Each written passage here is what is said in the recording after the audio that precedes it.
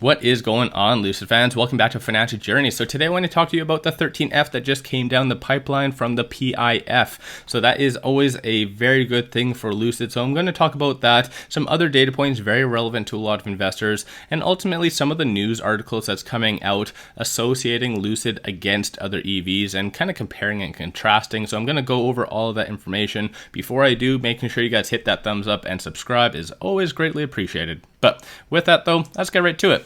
Live ticker is going at the very bottom, a little bit lower volume, so that's one key takeaway that you really want to watch for. So 4.6 million for volume and 612,000 shares being purchased by institutions on the secondary market. So in general, that's a little bit lower than what we are used to. And even if you look on this, which is all the transactions from the dark pool, it is the same kind of criteria. So it is a little bit lower as far as the purchasing happening on the dark pool. So take that how you see that. I'm not a financial advisor, so do your own due diligence. I just like to list a lot of facts. You guys take that how you see that, and if you find them as relevant, then take it. If not, then whatever. But moving on though, so I just want to go over the 13F that just came down the pipeline from the PIF on August the 15th. And that aside though, this is all the big players in Lucid. Majority of them increased their position. So you see Vanguard, BlackRock, there's also State Street as well. There's also Geode Capital, there is Coatue, if I'm saying that correctly, and there is also right here Morgan Stanley increased to 48.77%. So that is always a hilarious thing to see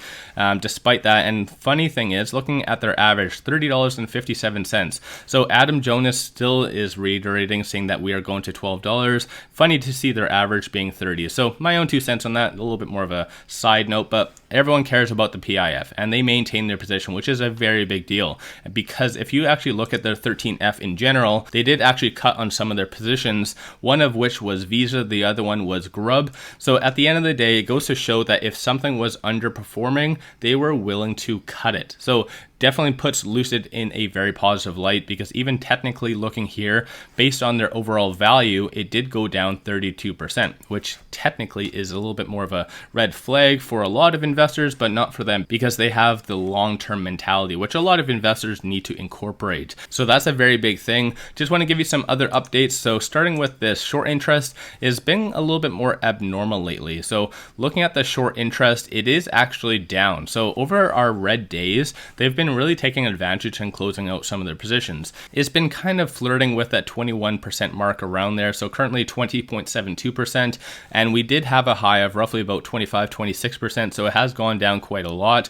And that could be seen as a very big thing. Cost to borrow is also at 13.42, which in general is a little bit lower. And I always say cost to borrow and short interest are inverse. So the fact that they're both going down can be seen as a bullish sign. So this is one thing I like to always interpret and get across to you guys, is look behind the scenes. What is happening behind the scenes? And if those are bullish, then definitely take that as a good buying opportunity, especially a lot of institutions typically do that as well. So overall, when it comes down to more so the deviation that is happening between the actual short percentage and the closing price, it is starting to spread out a little bit more, showing a little bit more signs of weakness. My own 2 cents on that as well. I just want to quickly pop over here, go to Interactive Brokers, because I'm a very big fan of looking at the sentiment.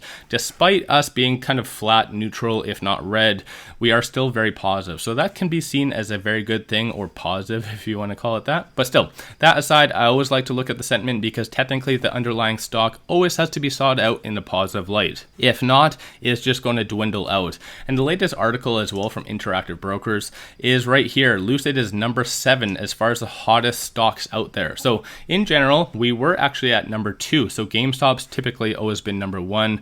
And then Lucid was actually at some stages number 2. This is obviously, like I mentioned, when we were at 25-26% of our short interest. So that's pretty significant, because at the end of the day, if you look at this list, majority of which, especially the top ones, are just meme stocks. So I didn't really like seeing Lucid as number 2, because I never want Lucid to be seen and sought out as a meme stock, because in general, once it becomes a meme stock, just the underlying business just becomes a joke to a lot of individuals, and I don't think that that is right or justifiable for Lucid. So let me know your thoughts on that in the comments below, but hopefully shorts will learn their lesson, and hopefully Lucid will go up significantly and ramp up production, because that is one of the biggest things that is always floating out there for a lot of bears to talk about, is our production. So just with that though, I wanted to talk on this. So a lot of the actual latest articles coming out with Lucid, as far as being their name attached, is just comparisons. So you can even see head-to-head analysis, Lucid versus Rivian.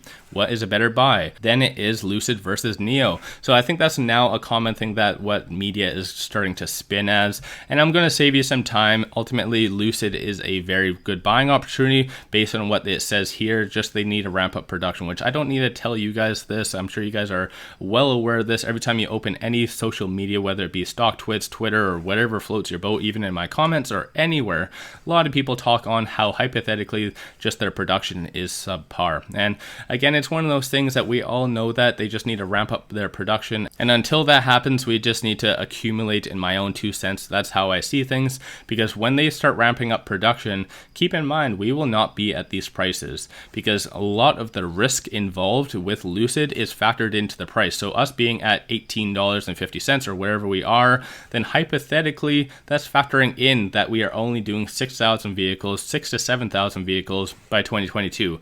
That's already factoring in all the information. If we were producing, let's say, 50,000 vehicles this year, we would be in the 30s, if not more. So that's my own 2 cents on how the market structure is right now. So again, there's a lot of people out there saying that hypothetically we should be at $10. That is not true whatsoever. And if that is the case, then you would not see any institutions purchasing whatsoever. And also here, you would not see any of the institutions purchasing in Q2 as well. So again, I think that's just important for a lot of individuals just to do their own due diligence at the end of the day. But when it comes down to the technicals, one reason why we're not going up as much as we should be in reality is this damn 50-day moving average. And I've been saying this over my last couple of videos, is that most likely we will be flirting with that 50-day moving average until we either get a good catalyst to push us up. If not, we're going to bounce off of that. And oddly enough, over the last, let's say, about 2, almost 3 weeks, we were actually exactly following that 50-day moving average.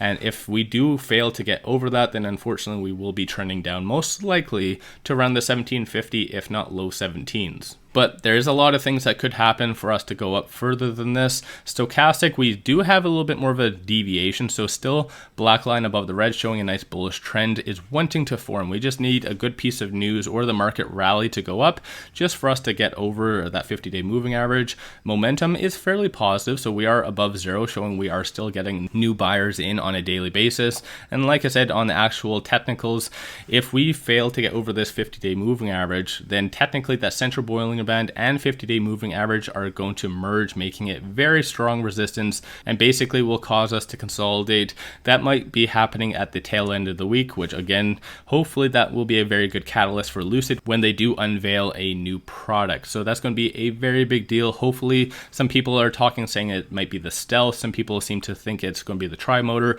based on all the pictures that Lucid has been posting on Twitter, especially with Peter holding up 3 fingers and their whole team holding up 3 fingers. It is fair to say it's going to be the Tri-Motor, which in general is a very big thing and very exciting for Lucid and us as investors. So with all that, hopefully you enjoyed the recap. And like I always say, this is only for entertainment purposes. And in the end, I hope you are entertained by this. But with all that said, I appreciate you guys watching, and let's all make a lot of money on Lucid.